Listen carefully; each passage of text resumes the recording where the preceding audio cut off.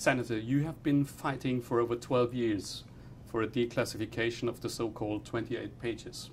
Is it worth the fight? It absolutely is. The Americas and the world, I think, are paying a heavy price for the failure to be honest with what happened at 9/11.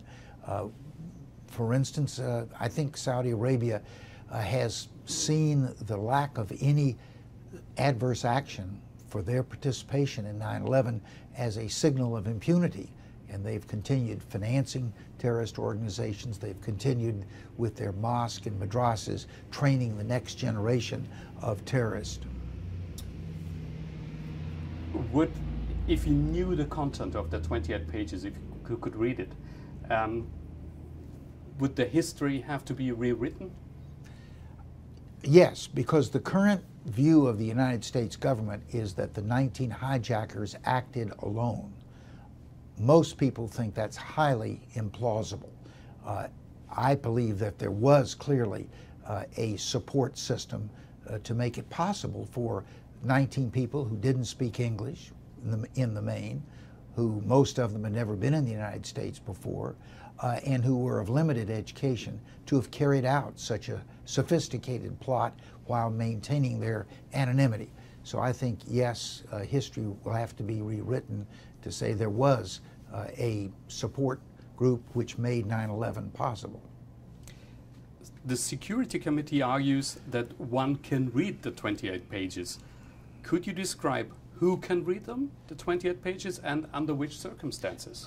Today, the pages are classified, which means that they're only available to a limited group of people. Persons within the intelligence agencies with the proper rationale can get access to the pages. Members of Congress who go through a screening process can read the 28 pages. Members of the White House National Security Council with appropriate clearances can read the pages. That's about the universe of individuals who know what the 28 pages say. How can I imagine? Can I have cell phones there? Is it? No, if you're, for instance, I know best the congressional process, and a member of Congress who is cleared to be able to read the 28 pages does so in a room with a monitor, somewhat like taking an exam and having someone look over your shoulder to be sure that you're not cheating. You can't take notes. You cannot discuss it with anyone after you have completed your reading of the 28 pages. So it's very constricted. For our German viewers that might not be so familiar with the case, the 28 pages are part of the joint inquiry report of the Commission you've been heading in the early 2000s. What is in these 28 pages? I'm under a classification oath that I will not disclose the details of what is in this material, but I can say, as has been reported publicly, that the 28 pages primarily deal with the question who financed 9/11, and that they point a strong finger at Saudi Arabia. Let me repeat the question. Why is the content so important? I mean, we have hundreds of pages, I think 800 for the first commission and 500 for the other commission, all put together 1,300 pages. Why are these 28 pages so important? Well, they were so important to the people in the executive branch in 2003 when they were first classified that they were removed from the report, and meaning that the American public was denied the opportunity to know what was there. I don't think that happened frivolously, that they did it without some rationale, and I think it had primarily to do with the sensitive relationships between the United States and Saudi Arabia, not wanting to disrupt those relationships. So what you're saying is probably there is an intention of covering up something? I say it goes beyond cover-up, which is a passive withholding, to an aggressive deception in which the government has gone out of its way to create this narrative that the 19 hijackers acted alone and have shut down any investigations for all intents and purposes which would refute that proposition. So it is, yes, a cover-up, but more than just a cover-up. Meaning that? Meaning that there has been a conscious effort to rewrite the narrative of what happened in 9/11, and in that rewrite to stress the point that the 19 hijackers acted alone, and to exclude from public awareness any information which challenged that assumption. Would you say that in these 28 pages is the conclusion of the whole Commission report? This is not like a drama which builds up to some peak of suspense and then you know the answer to the end of the play. This is one chapter in a book which covers a lot of the discrete aspects of 9/11, the build up to 9/11, the planning, the specific details of the plot to hijack the airliners and fly them into tall and buildings in the Pentagon. This is another chapter which goes to the issue of financing. Who paid for all of those operations that culminated in 9/11? Now, Saudi Arabia is mentioned in the two reports. If the information of the 28 pages was disclosed, are there details in it that, if they were declassified, would surprise people? Yes, there are, because the people have largely been denied the information as to the depth of the role that Saudi Arabia played. You once said the pages were the conclusion of the congressional inquiry into 9/11. In how far? It was the last chapter of a 840-page book. So in that sense, it was the conclusion, but it was not a standalone summarization of the previous pages. The actual formal report was approximately 500 pages. Then there were 300 pages of some statements which individual members of the commission wanted to enter, some other chapters that related to more technical information. This was the last chapter of the core of the report.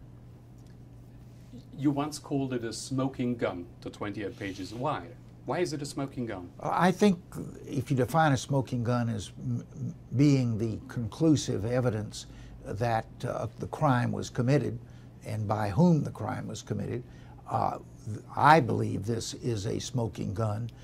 Others may give it a different evaluation.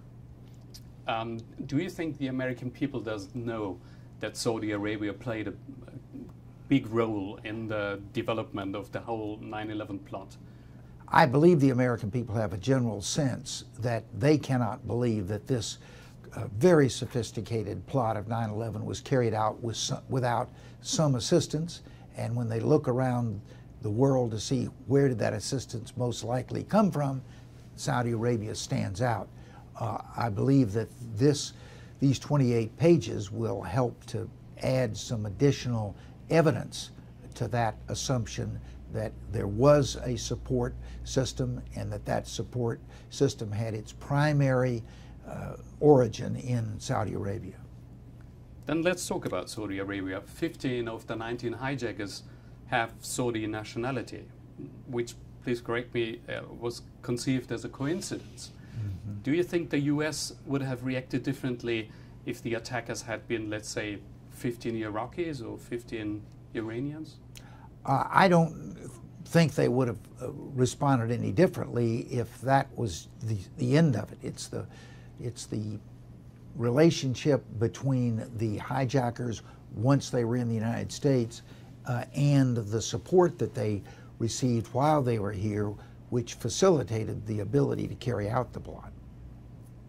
But basically, there was no mentioning of saying this must be a key role of Saudi Arabia because 15 of the 19 were of Saudi Arabia. Certainly that raised people's concern that so many of the 19 came from one country. But if that were the end of it, I don't think we'd be having this discussion. The fact is there were many other linkages between Saudi Arabia and the 19 hijackers, some of which we know, frankly, some of which are still, and even after the 28 pages are released, we won't know. The 28 pages largely deal with the hijackers who lived in San Diego, California, because that's the group about which we have the greatest information. But there's substantial documents still to be declassified beyond the 28 pages, which relate to what did the hijackers do in other places where they lived, such as Sarasota, Florida, where the FBI has now produced 80,000 pages of information from its investigation, which has yet to be released to the public. You've just said that the chapter points a strong finger at Saudi Arabia. Where exactly does it point to in Saudi Arabia? Again, I'll have to go back to my earlier statement that I'm under an oath of confidentiality as to the details of what is in the report. Let's get the full 28 pages released to the public, and then everybody will know the answer to that question. What are we talking about? Are we talking about individuals? Are we talking about the government? Are we talking about charities? Are we talking about the Ministry of Islamic Affairs? All of the above. All the above? Yeah. Which is really strong involvement.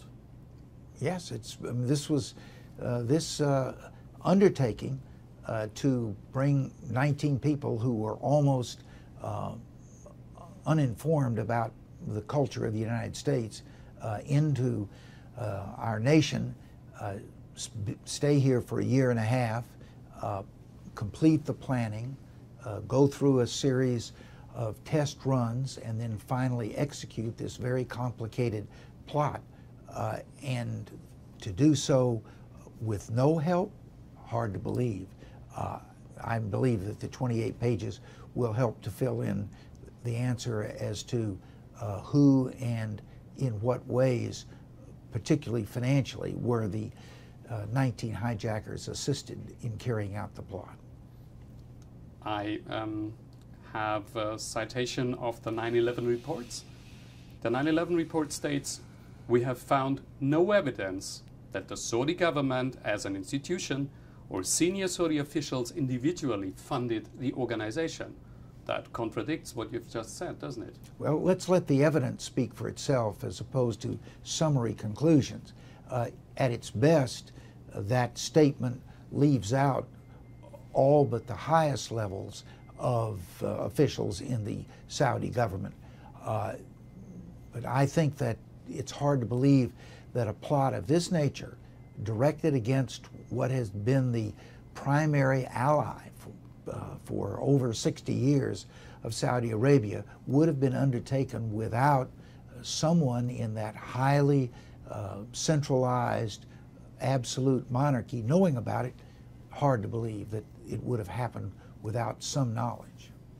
You know, in the newspaper I read that what I just cited, was the best crafted sentence of the whole Commission report, because it leaves out, it says the Saudi government as an institution, which means if it's not working as an institution, it could have helped. The senior Saudi officials could be junior Saudi officials, and so on. You've done a better job than I did in dissecting the sentence. Am I right? Yeah. Yes. This is a really elaborated sentence, right? Yeah. The Commission report says the conclusion does not exclude the likelihood that charities with significant Saudi government sponsorship diverted funds to Al-Qaeda. What does this mean? That means that it, in fact, probably occurred. That the same thing that happened in Bosnia-Herzegovina when Saudi Arabia was supporting groups that were fighting in that war, and largely doing it through charities as the intermediary, the funnel of the financing. But on the one hand it says there's no involvement of senior Saudi officials. On the other hand it says we do not exclude the likelihood that charities with significant Saudi government sponsorship. This is a bit contradictory for me. I think it is contradictory, and again, in the context of Saudi Arabia. This is one of the most absolute monarchies in the world, and the fact that something as significant would have taken place directly adverse to the interest of its closest ally without getting some sanction from the higher levels of the government is very difficult for me to believe. You said if one looked closer at the 9/11 hijackers, one would come automatically to the conclusion that they couldn't have carried out such a task without substantial help. Why? Because they weren't capable of doing it. Do you think that the two of us, for instance, could be dropped into Somalia with very limited resources and the outline of a plot to attack Somalia and 18 months in which to do it, and that we could have carried it out without somebody who spoke the language and knew the territory to be assisting us? I know I couldn't do it. Stefan, you're a more able person. You might be.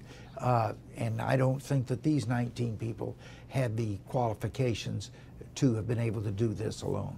So they were referring to an already existing Saudi network. I don't know whether it was, whether this network was in existence prior to the arrival of the 19 hijackers or was assembled concurrent with their arrival is another issue. My suspicion is that in at least some places in the country there already were pre-positioned persons who had been trained to be of assistance, not only in what became 9/11, but in other activities, and that they played a significant role in protecting and assisting, guiding the 19 hijackers while they were living in the United States. Let's take the so-called San Diego plot. As far as I remember it, you have two Saudi nationals who accidentally meet Saudi preachers, then accidentally meet the famous Umar al-Barjumi, who accidentally helps them with money and funding and so on. I was ridiculizing a bit, but do you really think this is a coincidence? No, I don't think it's coincidence. The story of San Diego sort of illustrates the story of San Diego illustrates the frustration because the same type of behavior occurred in 3 or 4 other places where hijackers were living, and yet the investigations in those areas are still classified, and therefore we don't know the details. What happened in San Diego was that the first 2 hijackers to enter the United States came to Los Angeles. Within a few days, a meeting took place between a Saudi agent who had been living in San Diego and a Saudi official at the consulate in Los Angeles. Immediately after that meeting, the Saudi agent and his driver had lunch at a Middle Eastern restaurant in Los Angeles, ended up sitting next door to the 2 hijackers. We had a statistician evaluate that, and it was something in the 5 million to 1 chance that that would have occurred by coincidence. The agent, al-Bayoumi, invites the 2 future hijackers to come to San Diego, saying that he will be of great assistance to them. And he was. He helped provide them a place to live, provided them a circle of friends who contributed to their ability to maintain anonymity, and arranged for flight lessons and other forms of personal assistance. I don't think all those things just happened by accident. I believe they were part of the support network that was in place not only in San Diego, but in 4 or 5 other places in the United States to assist the hijackers in carrying out their plot. With a possible involvement of the Saudi embassy? in the case of San Diego, a very clear involvement of the Saudi embassy, and the man who was the organizer of that first meeting at the consulate was subsequently not allowed to return to the United States based on allegation of his terrorist associates and involvements. Regarding Omar al-Bayoumi, do you believe he was a Saudi agent? So does the FBI. That's the way they described him in their files. Let me get this straight. The FBI says he is a Saudi agent. Correct. That means we have hints of, let's say, government involvement. Being an agent involves security service. Security service invades. Yeah. Bayoumi originally came to San Diego as part of a program that the Saudi government established after the Persian Gulf War. The Saudi kingdom, was concerned that they were going to be afflicted with a Iranian-type student-led revolution. And so they set up a series of monitors to watch over Saudi students. There were a substantial number living in Southern California. Bayoumi's original assignment was to monitor those students and report anything that he found that might be threatening to the kingdom. What it appears is if he was then given a secondary assignment of assisting these two future hijackers when they came into the United States, and he encouraged them to come to San Diego so that they would be available for his close supervision. But if you said the FBI knew he was a Saudi agent, that means that they already turned a blind eye to the Saudi connections even before 9/11.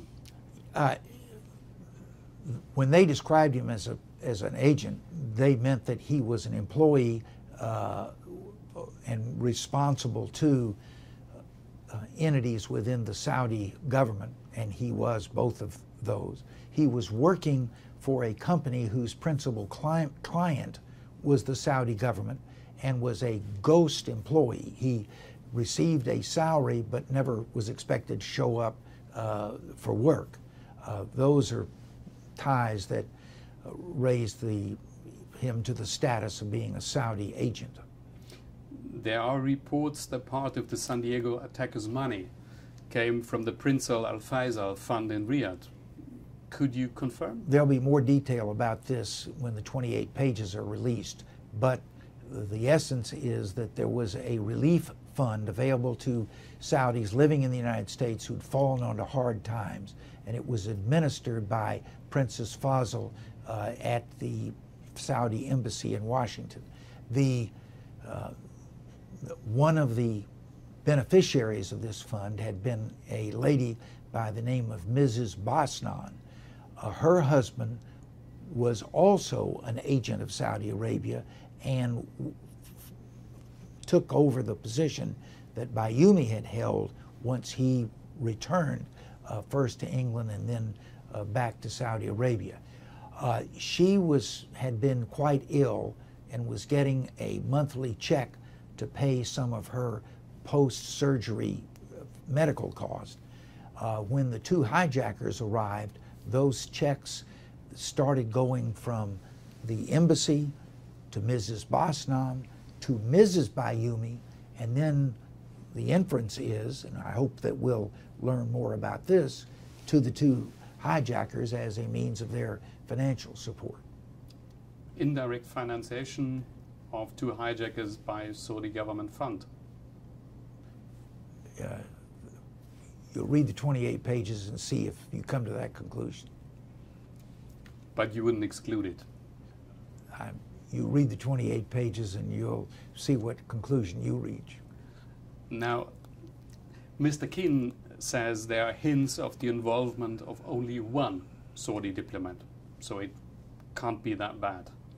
Well, I don't think it's just one Saudi diplomat. There were diplomats both at the consulate in Los Angeles and at the embassy in Washington, and there were other Saudi persons who may not be described as diplomats who, in one way or the other, were involved in the funding of the 9/11 hijackers.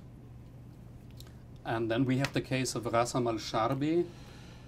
He's a want-to-be attacker whose flight certificate was found in a Saudi embassy envelope. Is this a coincidence? It was found in an envelope, I think, in Pakistan, maybe in Peshawar, where he had been killed, and this was disclosed. It raises the question of why did his flight training certificate end up in an envelope that came from the Saudi embassy, and now he is a deceased potential terrorist. Senator, do you really believe that consecutive administrations have been protecting the Saudi royal family against the interests of the United States? I don't necessarily believe they thought it was against the interests of the United States. I think they may have felt that it was in the interest of the United States not to disturb the long relationship that has existed between the United States and Saudi Arabia. In my opinion, it was very adverse to the interest of the United States to have kept this information classified and away from the American people. We would have made better policy judgments had the American people known what had transpired than those that in fact were made. But doesn't the American people and doesn't the world have a right to know the truth about 9/11? Absolutely, yes. And that's what, with a lot of other people, I have been working at for now 13 years to make this information available to the American people. Even if this affects the political ties to Saudi Arabia? I think the basis of a good relationship, whether it's a relationship between husband and wife or between parents and children or between two nations, is truthfulness, that people need to deal from the reality of what is happening as opposed to changing that reality by disclosing important chapters of the relationship. Because basically what you were saying is that one key ally of the United States, one key ally of Europe, by the way, too, in the Middle East, Saudi Arabia, helped voluntarily the preparation of one of the biggest catastrophes in modern history. Well, I promised my wife that I would not do anything during this effort to get these pages disclosed that would cause me to violate my oath and therefore possibly be sent to a federal penitentiary. I'm going to continue that commitment to my wife.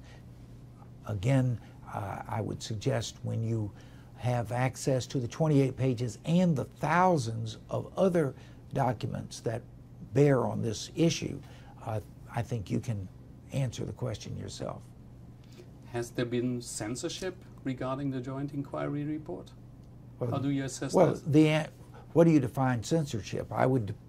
The answer is yes. Censorship is where there is information which would, under normal circumstances, have been available to the public, which by governmental action is withheld.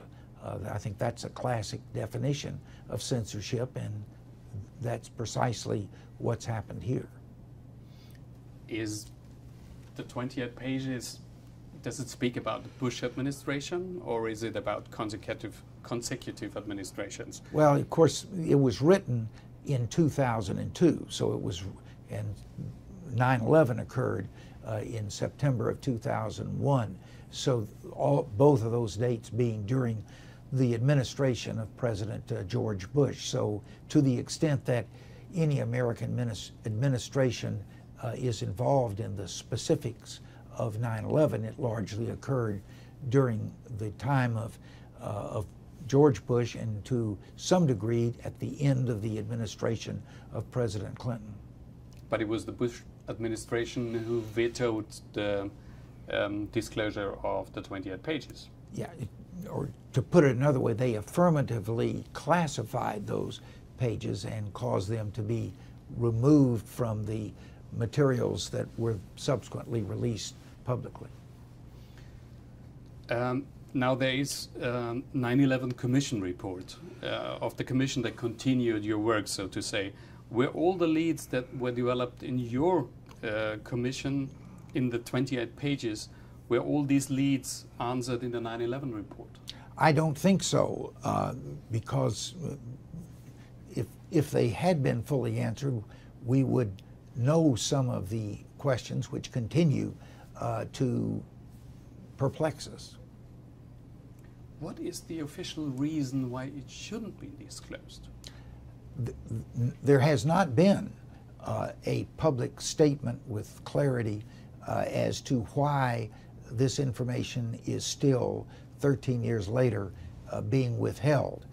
My suspicion is that it has to do primarily with the unwillingness to disrupt a long-time relationship between the United States and Saudi Arabia. In a letter of 2003, the Select Committee on Intelligence wrote in a letter to you, the publication of the 28 pages would adversely affect ongoing counterterrorism efforts. Now John Brennan says the 28 pages contain raw, unvetted material and therefore should not be released. Is it the one thing or is it the other? I think there might be a number of potential explanations. In addition to the 2 or 3 that you've just suggested, there's the issue of the close relationship that existed between the Bush family and the Saud kingdom, going back 3 generations. So there's speculation as to what were the motives. I think the way to get to the motives is first to get to the facts, find out just what did happen, and then you'll be in a better position to ascribe why people used the system, in this case the ability to censure, classify, withhold information from the American people. Would you say these are plausible reasons? I think they are in the basket of plausible reasons. Do you think then, from what I take, one should reopen a 9/11 investigation? Absolutely. It should be reopened, in not only because of the mystery which surrounds what we do know, but also because there's so much we don't know. If I could use the example of Sarasota, Florida, where Muhammad Atta, the leader of the 19, and 2 of his associates lived for a considerable period of time while they were taking flight lessons. In the same community was a very prominent Saudi family with whom they allegedly had considerable relationships over a period of time. 2 weeks before 9/11, that Saudi family left under what was described as urgent conditions. New car in the front lawn, clothes in the washer, food on the table, and returned to Saudi Arabia. Now the suggestion is that maybe they were tipped off that 9/11 was about to happen and they'd be better off out of the United States. We don't know the answer to that question. That's the kind of information that we need to reopen the investigation in order to secure. There are critics that say these theories about Saudi Arabia and the involvement is close to a conspiracy theory.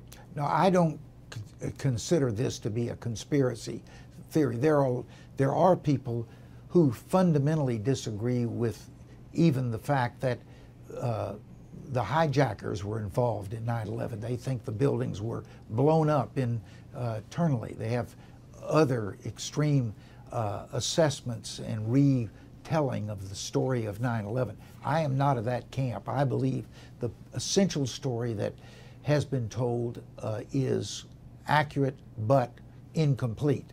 And one of the big areas of void has to do with the issue of, did these people operate alone? Were they able to carry out such a complicated task given their own personal limitations? Or did they have some support that made it possible for 9/11 to have occurred? Now, concerning Saudi Arabia again. The foreign minister of Saudi Arabia asked himself for a declassification of the 28 pages. Saudi Arabia, quote, has nothing to hide. So the content cannot be so Saudi critical, can it? Yeah, and that's not the first time. Within a few weeks of the initial classification of this information, back in the summer of 2003, the then Saudi ambassador of the United States asked that the 28 pages be made available. And now more recently, the current foreign minister has made the same request. To me, that should make it an open and shut case as to whether the United States should release the information. It's in our interest to have it released. The Saudis want to have it released. Who is to stand between the two parties to deny the public availability? But if it's so critical against Saudi Arabia, why does the Saudi government it to be released? I don't know the answer to that question. It seems contradictory. Some have suggested that the Saudi ambassador 13 years ago and the foreign minister today understand that it's unlikely that the United States is going to release these documents. Therefore, they can appear to be the aggrieved party urging that they be released, knowing that it's not going to happen. It strikes me because Saudi Arabia warned Washington if it passes a bill that would allow the Saudi government to be held responsible for any role in the September 11 attacks, it would sell up to $750 billion in U.S. Treasury securities. That is a parallel but different issue. There were almost 3,000 Americans killed on 9/11. Their husbands, wives, sons, daughters have been litigating in a U.S. court contending that Saudi Arabia was a co-conspirator in 9/11 and therefore should be held responsible and pay compensation for the injuries that were inflicted.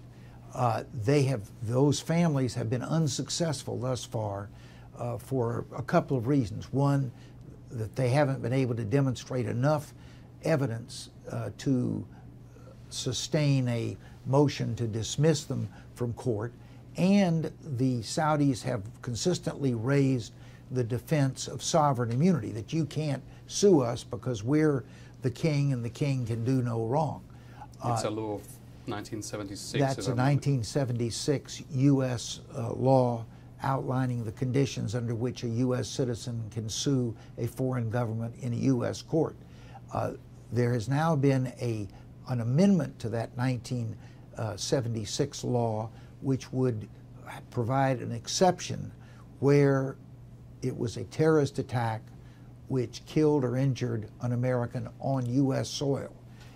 That just passed the U.S. Senate unanimously, and that has very much concerned the Saudi government to the point that they've threatened that they would sell all of their assets in the United States, which they say amount to about $750 billion. To me, that says, one, that they are concerned that if this were to go to an open court, they might be found to have been a co-conspirator and therefore responsible for compensation. And two, that the amount of that compensation could be very, very large.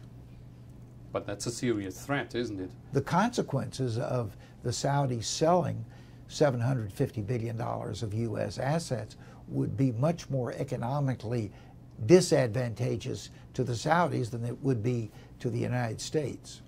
But I mean, this shows that that's a point.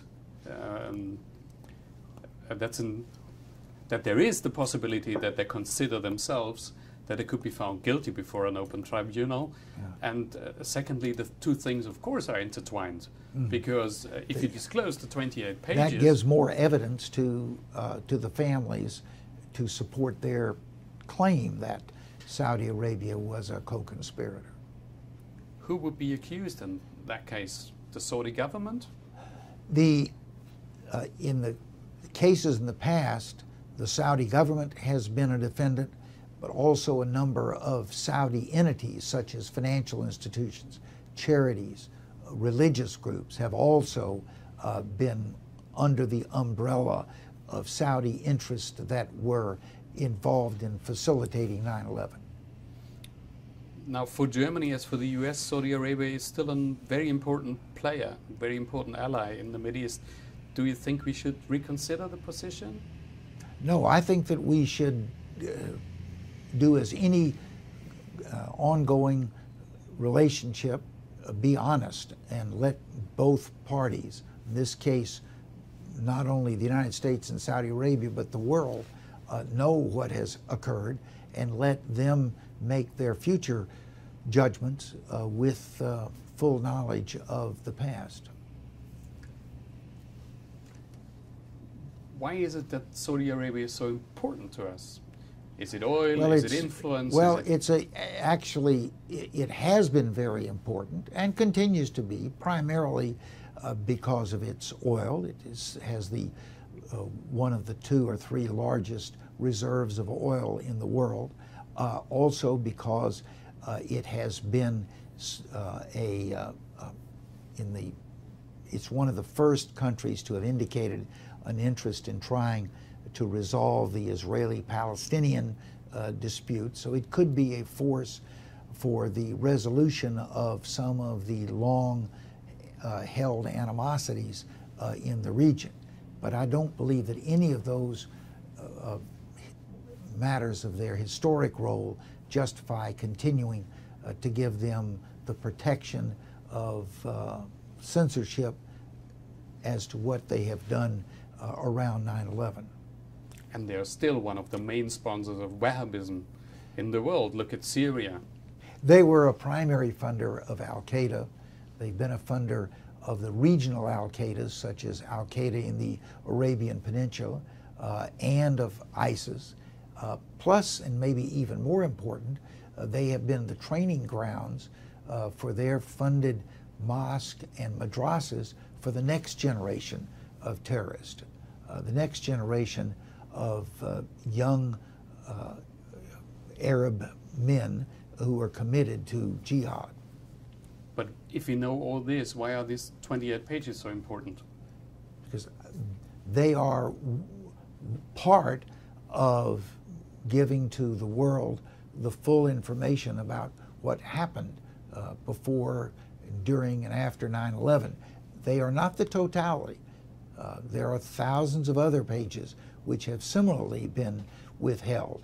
I'm an advocate of all of that coming out, and if they could, it all comes out, and that results in a reopening of the investigation in order to give people a sense we know it all. That would be in the very good interest of the United States and the world community. But we would have to rearrange our relationships to Saudi Arabia, most probably. And that wouldn't be a bad thing either. Last question, Senator. Are we going to see these 28 pages? Are you optimistic? I am more optimistic today than I have been in 13 years. For the first time, the administration has indicated that they are going to make a decision, and that announcement is that the decision will be made in June of 2016. What the announcement will be is still unknown, but I am hopeful that with all of the interest, including the interest of the international community in this issue, that we will err on the side of giving the people the truth as opposed to withholding the evidence.